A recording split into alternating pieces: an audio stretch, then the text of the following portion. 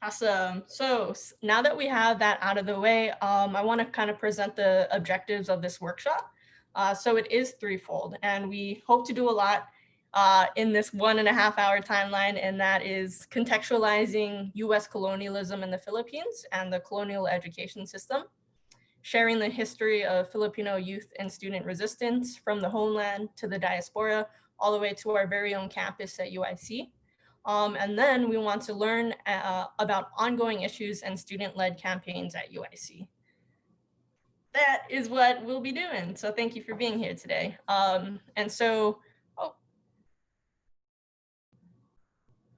Mahima, I think it exited out of the presentation view.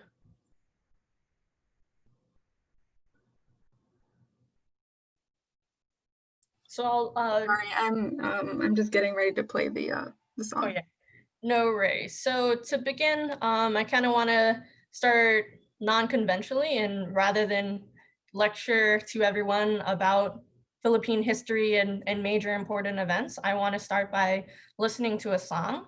And so the song that Mahima will be playing is called Colonized Mentality, and it's by artists and musicians in AnakBayan, Los Angeles. And so this is a people's history of the Philippines, which is told by the Filipino people themselves, chronicling the hundreds of years of Spanish colonialism, Filipino resistance, US colonialism, and all these different structures and institutions that were established during the US colonial period in the Philippines. So go ahead and play whenever you're ready. At first when they came in 1521, Spain brought the cross and sword to take the golden run, divide and conquer, made us fight ourselves, enslave the natives to take all the wealth, disguised by the church. The priests ruled the land, corrupt white landlord, raped woman and man, disposed heritage, dismissed Babylon, stamped out resistance while pointing the gun. 1896, the people woke up, 300 years slaves fight back and stand up. Katibunero with bow, low and spear, 8 provinces rose with nothing to fear. 1899 when people had won real independence, answer to no one. The US came in and promised to help. All they wanted was more land for themselves. We still living with a colonized mindset, rewrite our history, narratives we can't forget. We still living with a colonized mindset, unveil the truth, these are narratives we can't forget. We still living with a colonized mindset, rewrite our history, narratives we can't forget.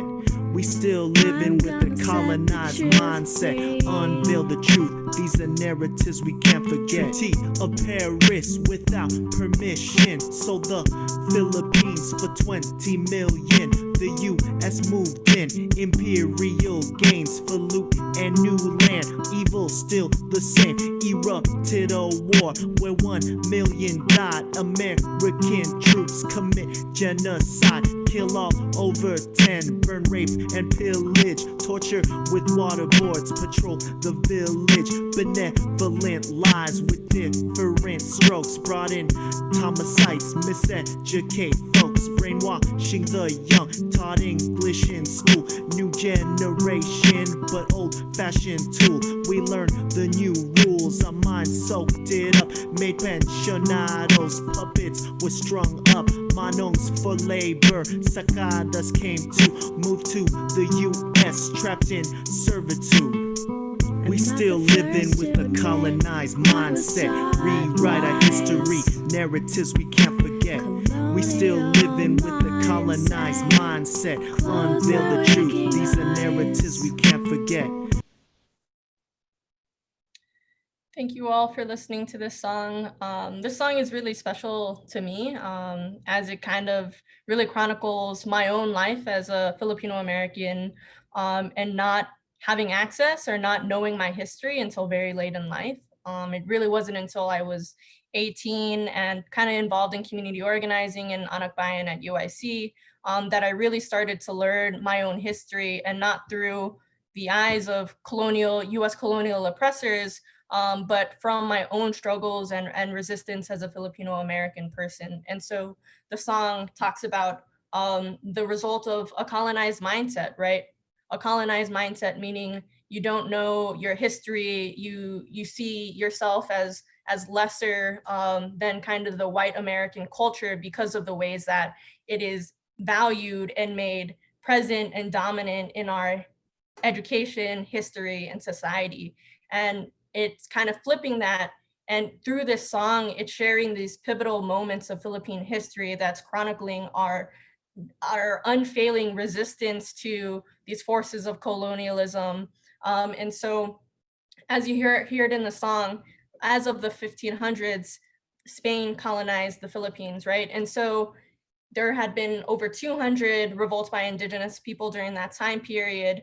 And also in 1886, that's where we first have a kind of national anti-colonial movement that is cohesive throughout the Philippines Islands, which consists of over 7,000 islands, right? So that is a huge feat that was taken on by Filipino revolutionaries under the Katipunan. And so that's under Andres Bonifacio. And so these are largely working class, peasants, laborers who took up arms and were now fighting for a free and Philippines that was determined by the Filipino peoples themselves, not under the chains of Spain.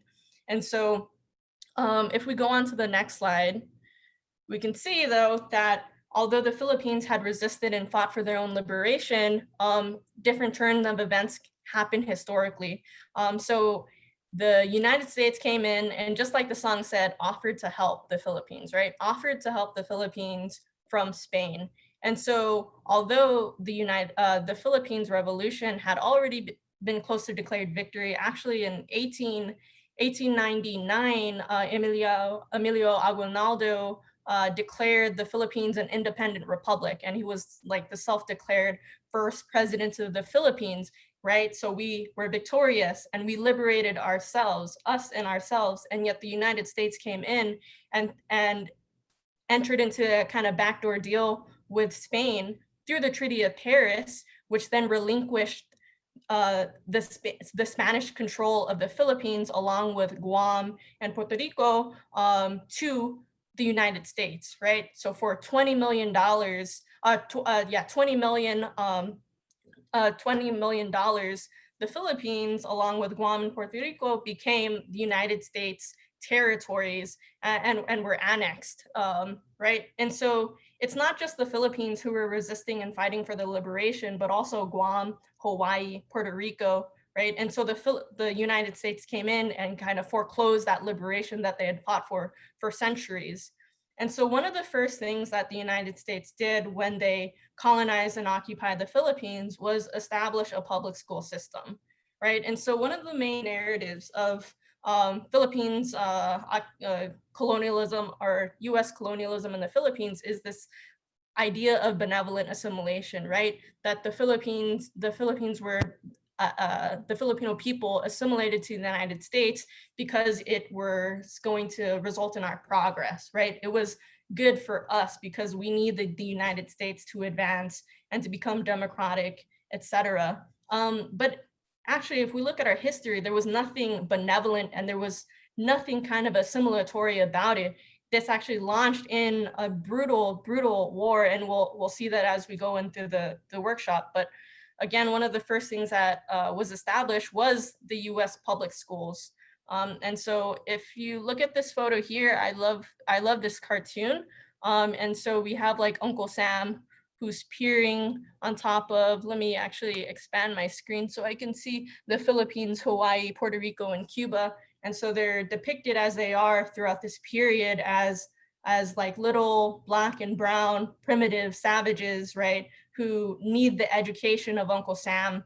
And actually one thing you can see is that this book is, I think it's something like how to become self-governing, right? So the idea was that although these lands had fought for their independence and liberation and self-determination, that they were not fit to govern themselves, right? They were not ready to be independent. And so this type of schooling was established to civilize the quote unquote primitive indigenous peoples of these islands and lands. And so that's where we have this concept of the white man's burden, where it's European, it's white Americans' responsibility to civilize these Black and brown indigenous peoples across the world. And I included this is a poem by a British novelist and poet, and it's called The White Man's Burden. And so I'll just read a portion of that.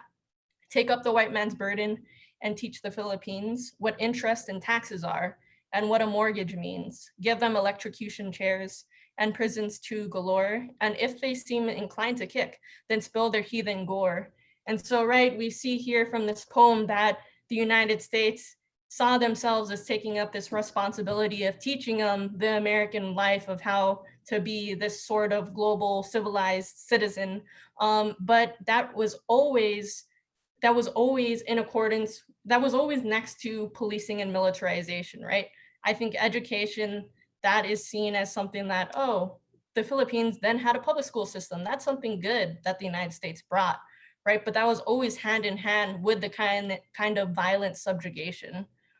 So just another thing, just to go back to the song, is what they're talking about, like Spain was able to colonize the islands through the sword and the cross, right? Through violence and Catholicism. The United States, part of how their colonization was successful was through the barrel of a gun and through schooling, right? And so we'll kind of see how that takes shape. We can move on to the next slide, Mahima. And so I have two quotes here. On the left, we have a Filipino nationalist historian named Renato Constantino, who wrote a really great book about these topics, and it's called The Miseducation of the Filipino. And then on the right, we have David P. Barrows, and he was an anthropologist who was tasked with being the general superintendent of the entire islands. So this was the person who was in control of the public schools established by the United States and who was designing and developing the curriculum that was taught in these schools. And so I'll start with Renato Constantino's quote from his book. The primary reason for the rapid introduction on a large scale of the American public school system in the Philippines was the conviction of the military leaders that no measure could so quickly promote the pacification of the islands as education. And so through this quote, we see that education had always been a tool for the pacification and the subjugation of the Filipino people. And so you might think, oh, he's just a radical activist, right? He's just what is it called? Not objective, but he's subjective. But now we can look to the words from David P. Barrows, who was actually in charge of the schools. And so this is from 1905. Americans believe that if knowledge is generally spread among the Filipino people, if there can be a real understanding of the genius and purpose of our American institutions, there will come increasing content and satisfaction to dwell under American law. Thus, education was early encouraged by the American Army, and it received the first attention to the commission, right? So, and another thing that should be concerning, right, is how connected the public education system of the Philippines was a product of the US, not only the US government, but the military, right? So when these schools were established, it was primarily the US military who was heading and administering these schools. And now if we go to the next slide, we'll see how that developed.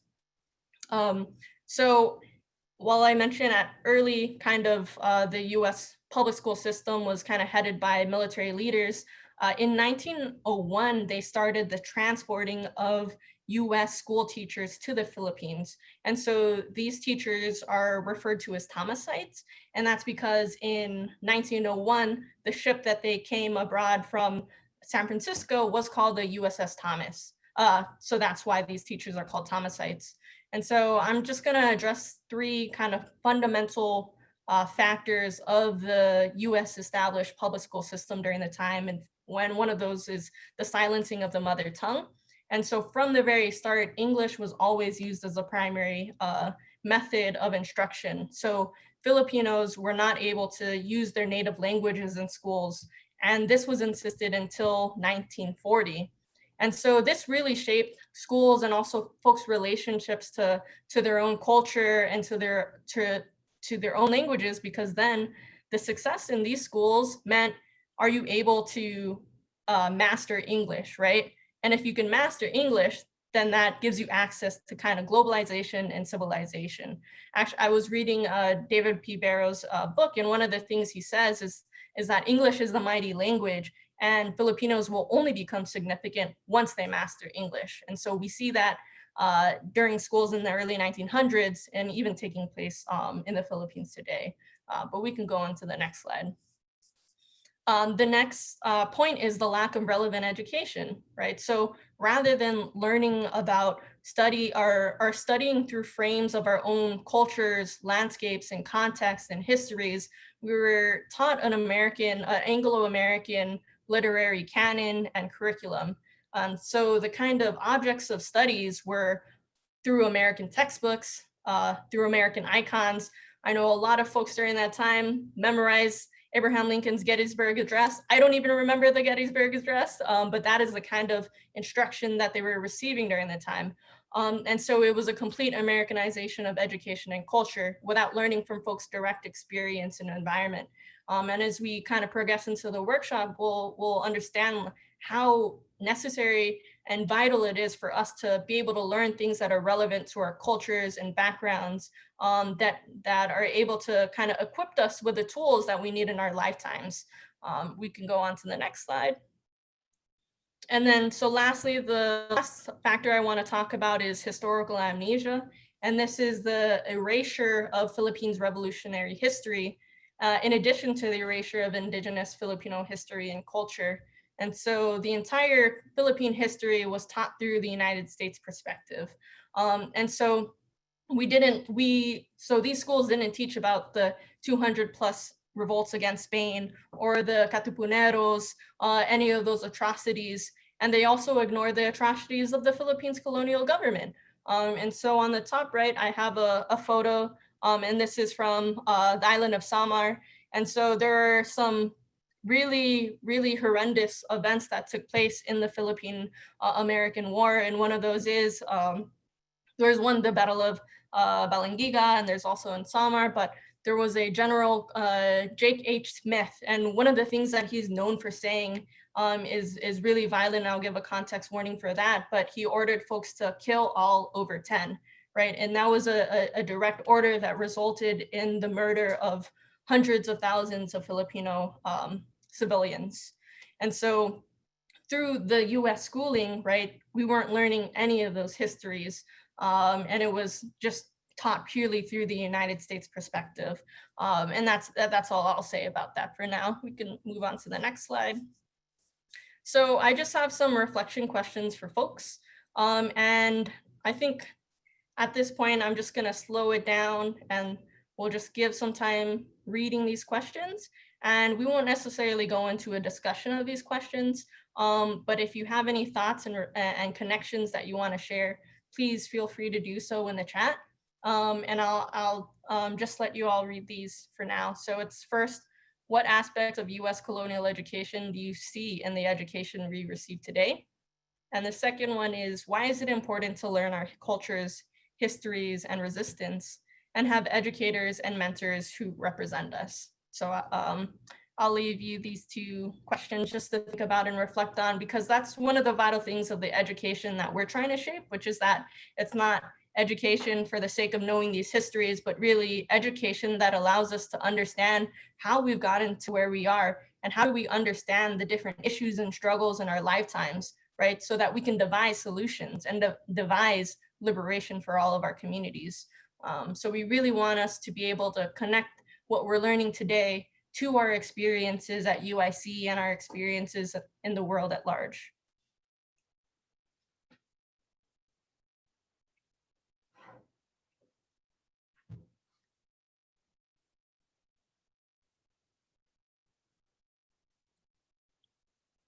All right, and so I'll just let that sit for one more minute, and then we can transition into the Filipino XAIO youth resistance.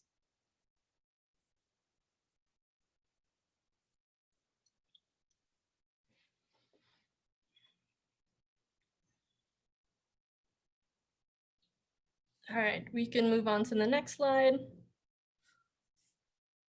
So to preface this now, we're going to jump through time. Now we are going to land in the 1960s, and a lot has happened to get up until this point, and I'll try to fill in the kind of gaps to make it a cohesive history. But as of 1946, the Philippines was granted its independence, its so-called independence from US colonial rule. And so kind of something that we say as Filipinos is independence, which means not independent, right? Because we see that even after we were granted our so-called independence, US imperialism kind of evolved in a new type, right? So rather than having the US government and military kind of occupying the entire islands and having sole sovereignty and ownership of it, we see a kind of more insidious type of US control. And that happens through our economics, our politics, our culture, our education still, etc. And so I'm going to now hand it over to Julian to kind of fill in the blanks of now we're in 1960s. Marcos is almost elected. So let's give it up to Julian. Thank you for contextualizing that, Renee. Hi, I'm Julian Ignacio. He, him, or any pronouns. I am a brown-skinned Filipino male with medium black hair, wearing a gray sweater and red shirt. If you go to the next slide, please. All right, so we're going to be talking about youth and students during the first quarter storm. So again, for context, this is a decade where we're seeing national liberation movements happen, especially in Asia. And often we forget that the Philippines was part of those series of movements. If you could go to the next slide, please. And so I just want to provide a general context of the mass movement of the 1960s in the Philippines. So on this slide, we have a couple of different major protests that lead to what we're going to be discussing as far as the first quarter storm in 1970. So in 1961, we have 5,000 students break into Congress to protest an anti-communist witch hunt.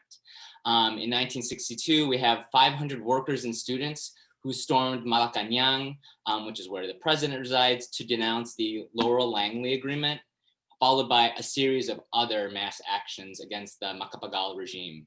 In 1965, there's a mobilization of over 25,000 workers, peasants, and youth, specifically against US imperialism.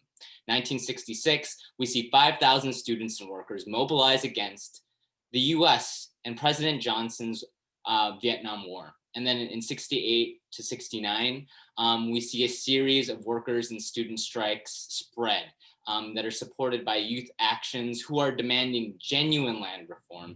And this includes a mobilization of 15,000 peasants from Tarlac. All that to say these protests were not happening just in the city, just in the capital. They were happening nationwide. And they really situate what we're going to see in the first quarter storm. If you could go to the next slide, please. And part of leading this movement is an organization called Kabataang Makabayan, or the Patriotic Youth. And they were founded on November 30th of 1964. If you know why it's November 30th, type it in the chat and I'll give you a virtual high five. And they are the first national democratic organization in the Philippines. And you're probably wondering, what does National Democratic Organization mean? Excellent question. And by that we mean, so national meaning they are fighting for genuine sovereignty of the Philippines instead of being a neo-colony. They are fighting for a democratic Philippines. People might argue right now that it's a republic, there's a democracy exists, but that very much is something that does not genuinely work for the majority of the people in the Philippines. And so that's why they are fighting for national democracy. And so this organization is started among college students who are hosting revolutionary study circles, reading a variety of different philosophers like Marx. And they are talking about what revolution might look like. And they are working with trade unionists, they're working with teachers, they're working with professionals. And like many student organizations, they began as a legal organization. But upon martial law, they have to go underground. They become an illegal organization, and to this day are still considered an illegal organization. And they were organizing among different campuses, alongside the urban poor communities, and among workers and peasants. And the reason we mention that is that when we are thinking about student struggles, we very much need to think about how our struggles connect to struggles around us, and how it's important to uplift those struggles alongside ours, because they are very much connected. If you go to the next slide, please. And so they help organize, alongside many different organizers, a series of protests through the first quarter, or the first 3 months of 1970. And this is where students, again, alongside other sectors of society, begin occupying schools and various public institutions because they are mad. They are mobilizing against the Vietnam War. They're mobilizing against oil price hikes, graft and corruption, rising tuition and cost of living. They're protesting against police brutality. Many of these issues probably still ring true today, right? And that's the importance of the student struggle, right? And why we need to continue to connect the student struggle to these issues. And by connecting these issues, we can see that there is an interconnectedness with the Philippine struggle and with the struggle here for students and many people here in the United States. And our next speaker will elaborate on that. Hello, everyone. My name is Wasim Kumar. My pronouns are he, him, his, and I am a brown man with black hair, clear rimmed glasses, and a red and gray checkered button-up shirt. And today I'm going to talk about the Third World Liberation Front. And just as Julian mentioned, right, this was all about student struggles and student activism, specifically in California. And it was around the struggle for Third World Studies, which began in 1968 at the San Francisco State University. This was led by the Black Student Union alongside a huge multiracial coalition of Native, Filipinx, Latinx, Asian American, Arab, and Muslim students from various organizations. And it started really from anti-war activism, specifically around the university's practices that included giving student information to the Selective Services draft and the firing of a Black TA. Students in this struggle identified themselves as third world students and third world people, specifically because they wanted to draw inspiration from and to align themselves and really ground themselves in these ongoing global struggles that were occurring in Asia, Africa, and Latin America. And they fought for a unified third world curriculum. Again, really the goal was to expose these histories of racism and imperialism and colonization. And through this process, they found that they were also able to expose racism, authoritarianism, and lack of access throughout the university itself. They were able to demand both power and accountability. And now this is a statement released by the Filipino American Collegiate Endeavor, or PACE, which is one of the organizations that was huge and pivotal in this struggle. And they said, "We, the Filipino American students of San Francisco State College, support those demands made by the Third World Liberation Front. We, the Filipinos, have come to the realization, along with our third world brothers, that the struggle for self-determination is a struggle for all third world peoples. That the neutrality, which for the most part kept our community from progressing in this racist society, cannot be tolerated or practiced any longer." And so this was really a huge movement on this college campus that led to a 5-month strike, in addition to several other direct actions. And this was the longest academic student strike in US history. These students had many interactions and altercations with campus police as well as local city police, and they learned tactics specifically from other groups that were organizing in the civil rights movement, like the Black Panthers. And they were able to build solidarity across campuses and between different colleges in the Bay Area, places like UC Berkeley.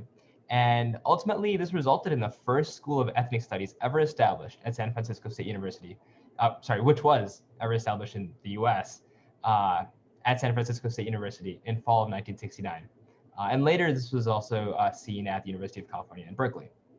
And now to kind of like bring this way far into the future, this summer, the state of California passed this bill, AB 1460, which mandated ethnic studies as a graduation requirement, where every single student in the California State University system that represents all 23 campuses in CSU would have to take one course in the ethnic studies department in order to graduate. So it really does kind of show how this has moved along over the years.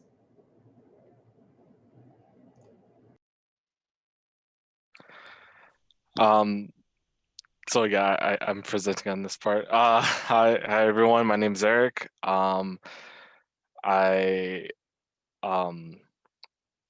don't have any glasses. I'm black, not really brown, but and I don't really have the vocabulary to describe the color of the shirt that I am wearing. But moving a bit forward, we start to look at some of the ways in which all of these different movements have come to affect a lot of us here at UIC. So part of one of the groups that put this together, GLAS, or the Global Asian Studies, actually didn't begin until 2016, as it was a merger between ASAM, which is the Asian American Studies, and ASST, which was just Asian Studies. So originally, way back in 1975, Asian Studies was really the only area studies that we had here at UIC. And then it wasn't until 1991 that a collection of students, staff, and faculty wanted to fight for more representation in the studies that we had. Eventually, over time, ASAM was founded. And so then we had Asian American Studies and we had Asian Studies. But one thing that was sort of missing from both of these studies was sort of the intersectionality that comes from exploring, well, what it is to be Asian American in Asian studies, and also what that means within the context of a world that is moving forward towards a more globalized culture.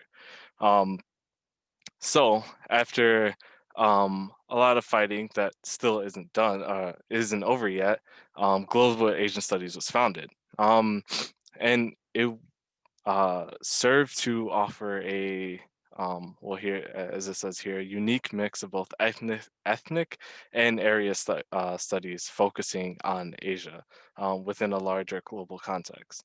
A lot of these a lot of the work that we also do in GLAS also comes with a framework of being framework in activism.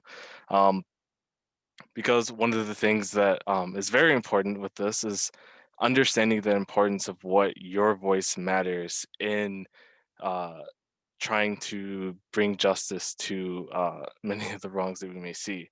I mean, as Renee has said earlier, you know, a lot of times we have gone through a series of miseducation, and our fight, using our voices as students, we can fight for ways for everyone to be educated in their own histories and learn about the things they should be, and the whole interconnectality of it all. And so, you know, for us here, GLAS is just one of the many examples of how you can see the power of students and communities when they come together. You can go to the next slide. So before we enter that slide, just want to touch on some of just like the key learning points that we see in the three presentations that we just heard. And one line that I want to emphasize is at the bottom of the slide. And this is a quote: "The Asian American movement is in your hands. What will you do?" And so this quote is from a video that was put together on the struggle that Eric was presenting. And that is a line at the end of the video that always stuck out to me, because it really shows, right, that the movements that we create, the movements for our community, really are up to us and us alone. And without the kind of mobilization and organization of our power and solidarity, the administrations, the states that we live in are not going to just give us it, right? And so I love this question because it makes us think about, well, what is our current moment then? What is our current conditions? And what are we lacking in the programs and the universities that we have?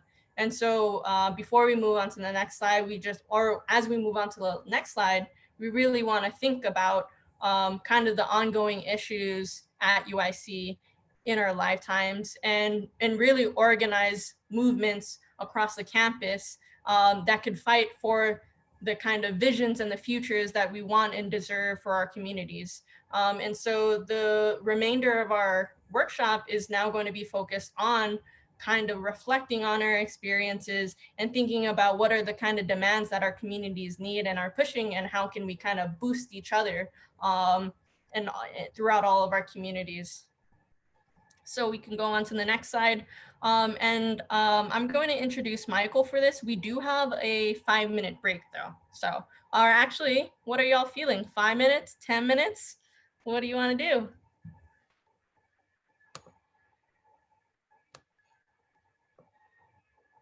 I'll say, let's do 5 minutes unless someone is like, no, I really need 10 minutes. No break, we only break records. All right, we'll come back at 4:55.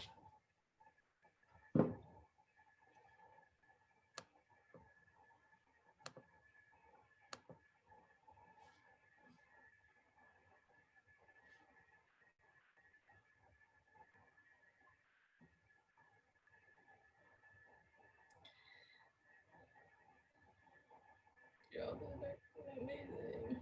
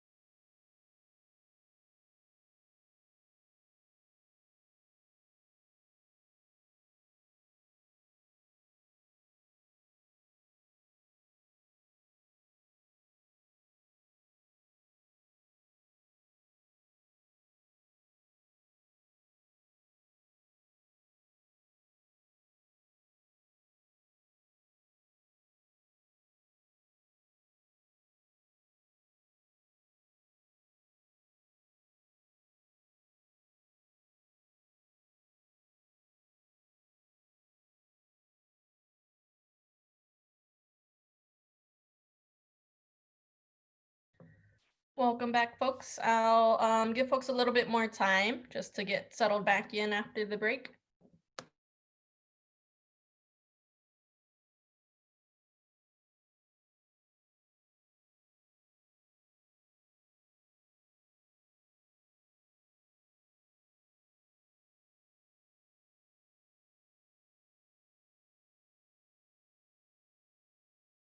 All right, so if you're here, can you give a thumbs up reaction? No need to turn your cameras on, but just want to make sure we're not missing folks. Awesome. Sweet. So like I mentioned before, this next activity, we're going to be thinking about what our educational or lived experiences are at UIC. And so I'll introduce Michael in a little bit to preface this report card for UIC activity, but some of the things that we want to kind of think critically about is the educational programs that we're a part of. And so, for instance, in thinking about a lack of relevant education or relevant education for me, I know that I'm very blessed to be a part of, global Asian studies and gender and women studies, where, I'm constantly surrounded in the histories of oppressed peoples who have been erased throughout history. But we also want you to think broader than that, to think about what the actual dominant education system is in the university, right? Because although maybe there is a small group of us in these different critical ethnic studies interdisciplinary programs, still the larger university at hand may never even access or come across any of those histories, right? And that education system can very well be still taught through the kind of like dominant perspective. So definitely want to kind of think about all those different, just those different critiques of the program. And with that said, I will introduce Michael Oliveros. Please introduce yourself. Sorry, I got next up in my mouth. You're good. Hi, everyone. My name is Michael Oliveros. My pronouns are they, them, theirs. I am a brown-skinned Filipinx person wearing very round glasses and a turtleneck because it's fall. Before we begin on this activity, I also want to give credit to Amy Bustos, who helped me put this activity together. So what we're gonna do for the next 10 minutes is, instead of being graded by UIC, we are the ones who are grading UIC. How the tables have turned during this midterm season.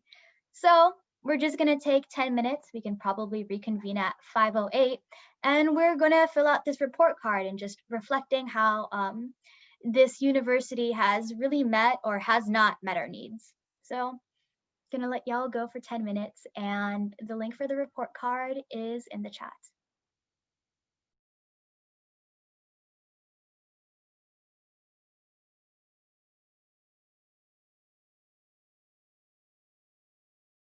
Just to reassure folks, this survey is completely anonymous. And this is welcome to staff, faculty, students, and community members.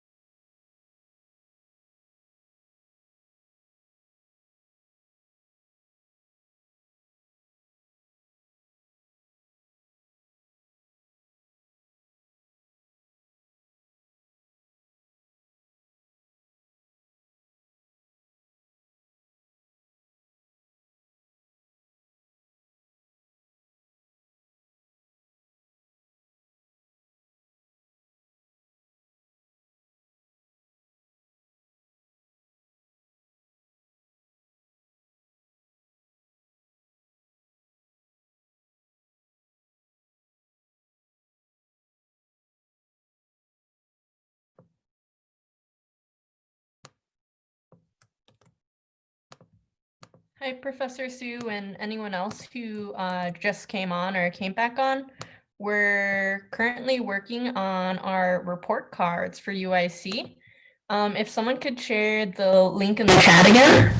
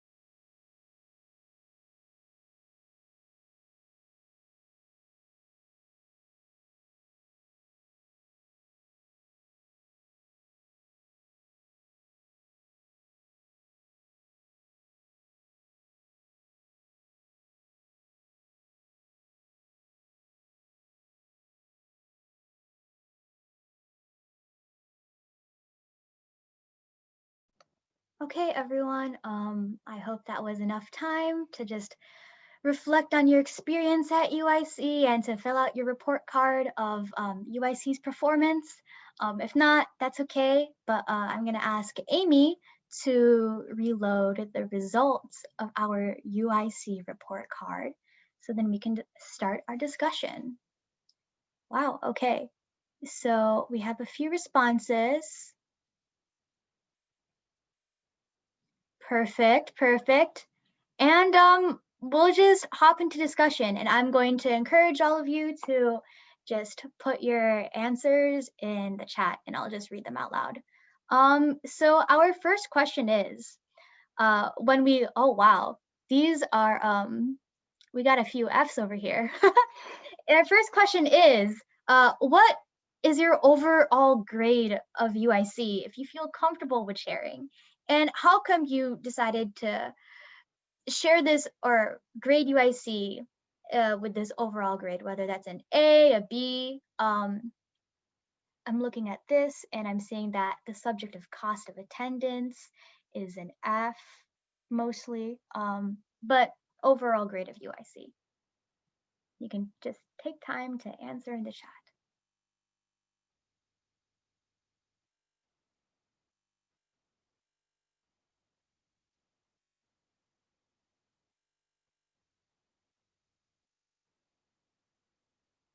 If not, I can also talk about, oh, okay, overall grade. One person says F in the chat for UIC. Another person says a C minus. Another person also says a C minus. You know, I'm gonna say, for me personally, and I'm only speaking as an individual, I would also give UIC a C minus. I have unfortunately experienced worse schools in UIC, and I do see that UIC and its student body is making a lot of progress in certain areas, but you know, a C minus is a bit of a mediocre grade, and there's a lot of room for improvement. Does anyone else want to share their overall grade of UIC? Just a C, says one person. Okay, that's a bit more gracious than a C minus. I'm an optimist is the tagline for that C grade. Okay, okay. I can explain why a C minus. I would love that. Go ahead. So for me, it's really difficult because I also like distinguish the UIC community from the UIC administration. And so I know that like I am so grateful for the different programs and spaces that I'm a part of, like ARC, GLAS, GWS, the Latino Cultural Center, etc. But I recognize that all of these spaces only existed because we actually fought for them, not because the university wanted to create or implement them, but because that is something that we as a community devised for ourselves. And even to this day, they're not funded, they're not recognized, appreciated by the administration. So that for that reason, I give it a C minus because clearly it takes so much effort and organizing for us to get basic necessities that we deserve. I think that was well said. I definitely agree with that. And that's exactly the reason why I would also give a C minus for UIC. I'm going to read this last person's response. Oh, we have two people. One person says F in the chat over here too. And another person says, I think C too, but whatever makes me give UIC not an F is a product of the students and a few of the supportive faculty's members' efforts. There needs to be a more systemic support for the fantastic works the students do. And I think that's that's one of the points that Renee and the rest of us have really been reiterating, right? That a lot of these really, really good programs that have been helpful and that have been meeting students' needs, such as GWS, Gender Women Studies, and Global Asian Studies, and all of the cultural centers, had to be fought for relentlessly for some of them over 10 years to even get the spaces they need, much less the funding that's needed. So with that, we are going to move to our second question, which I believe is, did you give UIC a high or low grade in any subject? In what ways is UIC properly meeting the needs of its students? And in what ways is UIC falling short? So instead of examining UIC as this monolithic institution, we're going to examine it in the few subjects such as cost of attendance and cultural relevance. And yeah, what grades did you folks give this? Okay, so I know cost of attendance had an F. Culturally relevant had, looks like a B is the majority. If anyone also wants to put their answers in the chat, you're free to. We can keep scrolling, yeah. Health and mental health services has a D, with a few comments such as, there's no genuine acknowledgement, never use them, recent transfer students. Okay. Interesting. Safe spaces and support centers. Okay, looks like we have a B in here. Whoever said that the safe spaces are extremely tiny, I think all of us can reiterate that a lot of these safe spaces and community centers, while they're really, really helpful, are also severely underfunded. And UIC is not necessarily giving them the means to keep doing what they need to do. Okay, sanctuary school, a lot of students said C, but there are some answers that are unsure, which is completely understandable.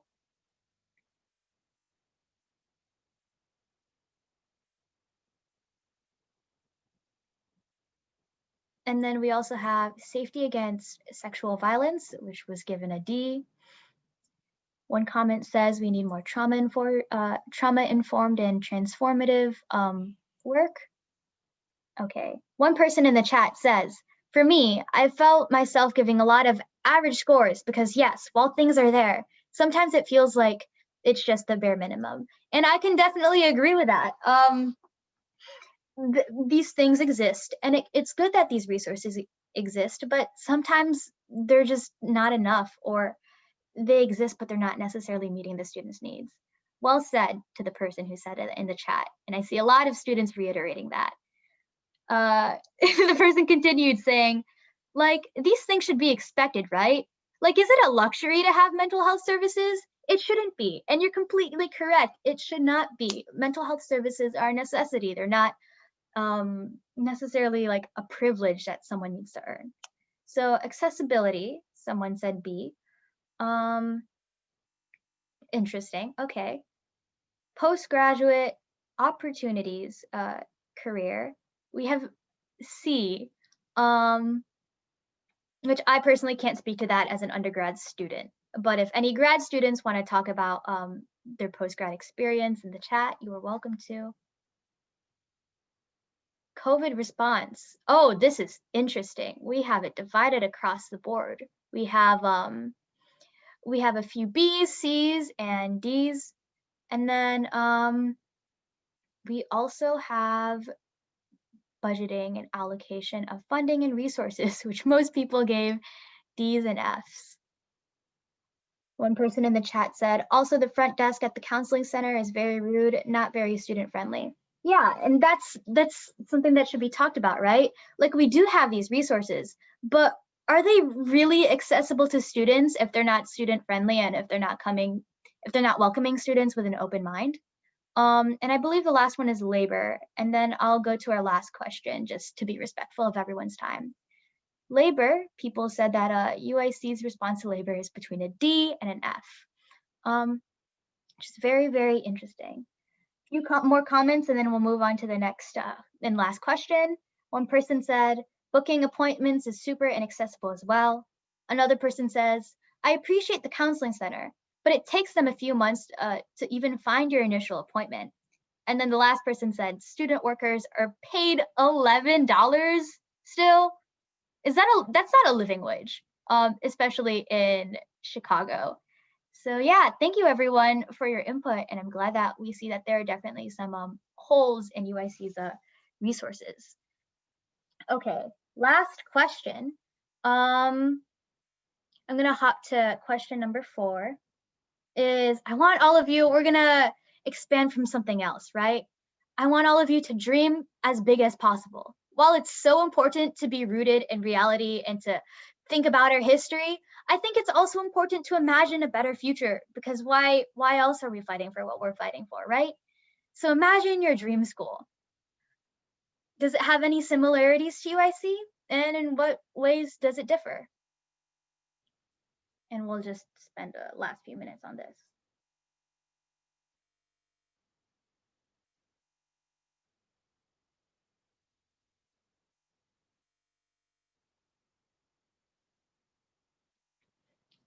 I know that personally for my dream school, while it would have like a lot of cultural centers like UIC does, I also believe that those cultural centers would have more space and more resources to really do the work that they need to do in order to ensure students' health and to just help students grow in the direction that's needed.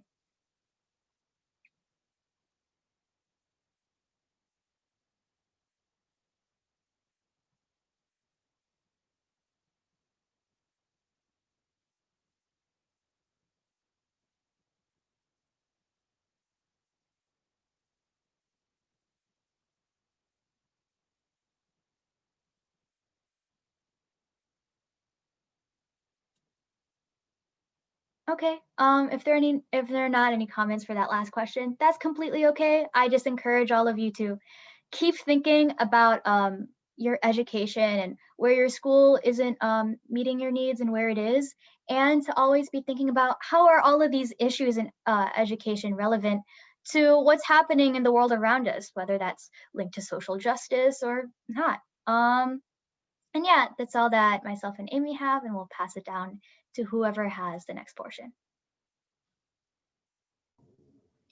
Hi, my name is Louise. I use she, her pronouns, and I am a brown Filipino woman with black hair and an olive sweater.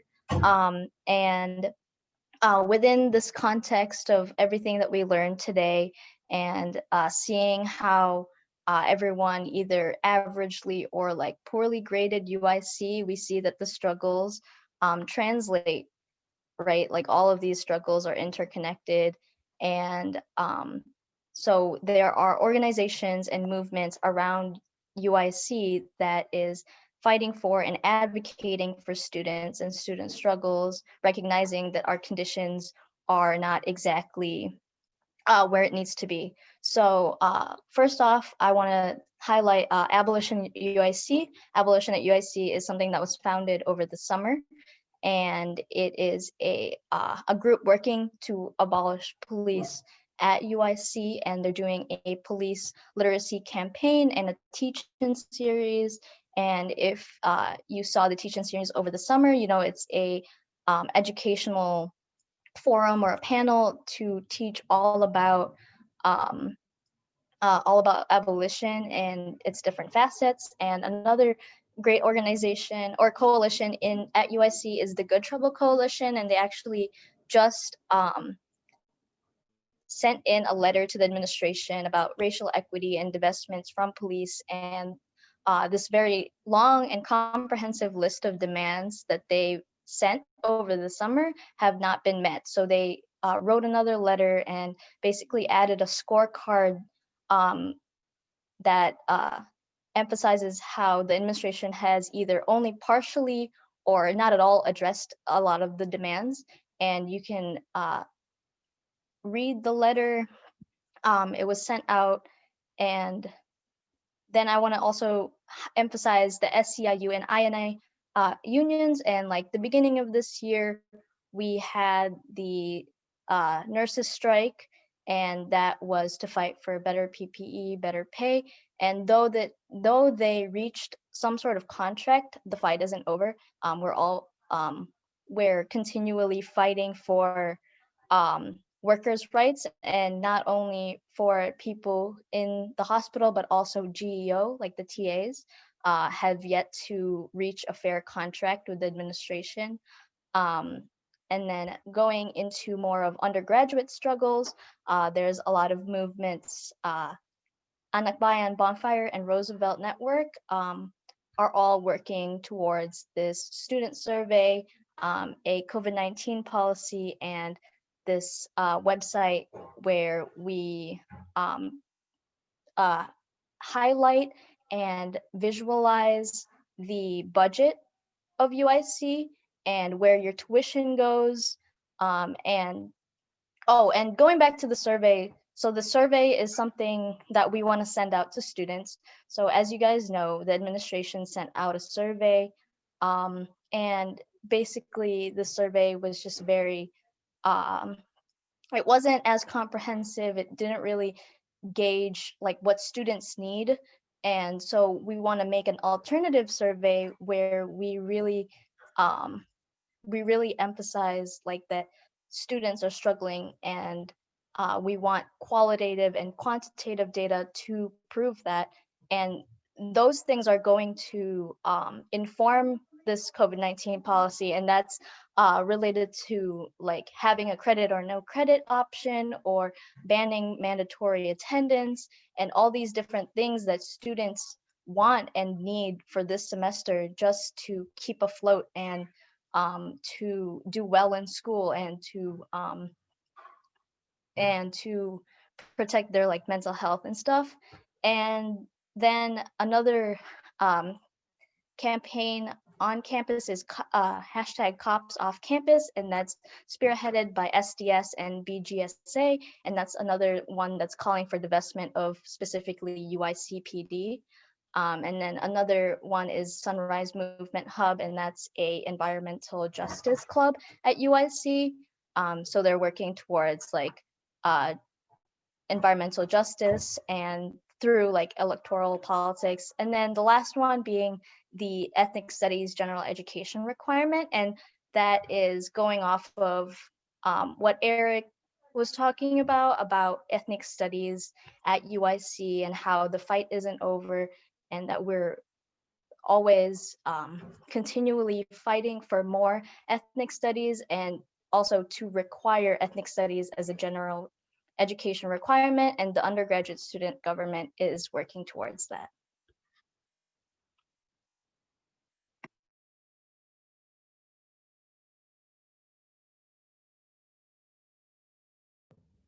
Awesome. So that concludes like the presentations of our workshop, but one thing we really wanted to emphasize is how long that these struggles take.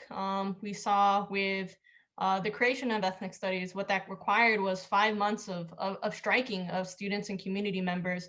We saw that through the creation of the Asian American Studies program, how that also was a decade-long struggle. And so we know that although we presented this workshop, right, one thing that we want folks to take away is that that movement is in our hands, and that it really is up to us as students to not only kind of grow solidarity and networks of resistance alongside other faculty and staff members, but also in our outside community. And we want to shape an education that's not only grounded in the campus, but like we learned with the first quarter storm in the Philippines, which is that our struggles, we are first and foremost community members that exist outside of the university with all of our different identities and experiences. And so there are other things that we're experiencing that aren't just limited to us as students, but us as workers, us as family members, caretakers, us as gender nonconforming, non-binary people, et cetera. And so we really want to create movements and education systems that address all of these complexities to really forge a future that is embracing and holds and allows all of us to live and thrive. And so through this, I hope that we can all stay connected and to build a strong network across campus and fight for all of these demands that I've been seeing in so many different groups across campus, right? So then what does that look like to unite all of our struggles as students, as staff, as faculty, and as community members, right? And so lastly, we just put together some ways that you can get involved with the work at AnakBayan at UIC and the Global Asian Studies program. First, we just have a link to the interest form of joining AnakBayan at UIC, and then I'll go ahead and put that in the chat shortly. And then next, especially if you have never taken a GLAS class, I would strongly encourage anyone to take a GLAS class, because really this is one of the few places on campus where you're able to kind of learn the histories that we're talking about that are grounded in our histories that have been erased and oppressed and are led by us and for us. And next, we have a survey that we're really encouraging everyone to take. If you have ever benefited by any ANAPISI, ARC, or GLAS programming centers or services, we have a survey that is gauging the kind of necessity and students, the services that students depend on through these programs, and are really going to be vital to our continued expansion and growth to be able to serve the Asian and Asian American community at UIC. And then next, we have an event coming up tomorrow for Halloween, right? It's Halloween. Wow. We have a Fascism is Spooky virtual Halloween dance party, and the bit.ly link to register is there. And yeah, we hope to continue building and organizing with you all. So that is it. I guess actually in the spirit of Filipino American History Month, maybe we can end with Isang Bagsak. And to kind of share what Isang Bagsak means, I'm going to pass it over to our resident historian, Julian, to kind of share that to share that history. Wow, thank you for that, Renee. Yeah, so Isang Bagsak comes out of the farmer and labor movement in California, especially out of the Delano grape strikes to demonstrate solidarity among Mexican and Filipino grape workers who would eventually go on to form the United Farm Workers Movement. It was really a way of demonstrating solidarity because they often didn't speak the same language. And so we do this to demonstrate our solidarity with each other and what we're building here. So usually how this goes down is some people like to do like a slow clap. Others just like to say Isang Bagsak and then we clap. So I think I'm just gonna go the shorter route and say Isang Bagsak. And so after I say that, we're gonna clap together to demonstrate our unity and solidarity together. Are y'all ready? I wanna give a chance for folks who wanna jump on this video to feel that vibe and feel that energy, because it's Friday. Hey, and we're gonna Bagsak, or I guess Isang Bagsak also means one down, literally translated, and again, just to show unity. All right, y'all ready for this? Sorry, can I recommend something? Wait. Yeah, Okay. please. So something that we also do when we do Isang Bagsak is like dedicated to something, right? So dedicated to a future that we want to create or a struggle that we're fighting for. And so I want to maybe if we have any like brave volunteers, if a kind of vision formed for you through this workshop in kind of the future that you want to create, I invite you to share that, and we as a collective will dedicate our Isang Bagsak to that vision.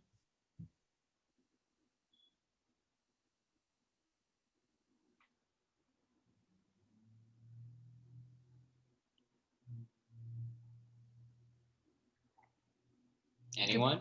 Anyone? Bueller? All Can right, we- if no one, Yeah, do we I'll have talk, to be teachers and call on someone? Just kidding. right? Renee, do you want to do it? Like add something in there? Nice to turn the tables on me. Let's see. Yeah, my vision is for all of us in the community of UIC as students, faculty, staff, and community members to unite in our stories and our experiences, to learn across our differences, but also in what is shared, and to be able to collectively create a movement that fights for the liberation of us all and a future that allows each of our communities to thrive. Isang bagsak. Thank you, y'all. And so one last thing, I know the kind of ways to get involved was kind of quick, but since I have everyone's emails from your RSVPs, I'll go ahead and send those last two slides so that you have a way to access those links and events. Thank you, everyone. Are we allowed to hang out here for a bit? Yeah, definitely. Yeah, and if anyone just wants to talk and like check in and just exist together, that is totally fine too.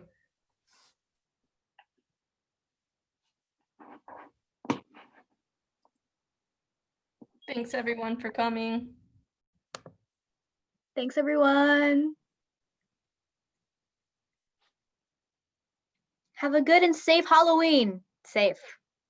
I'll be home in my regular clothes. But Does also anyone maybe have- in Oh, the staff Let me party. stop the recording now.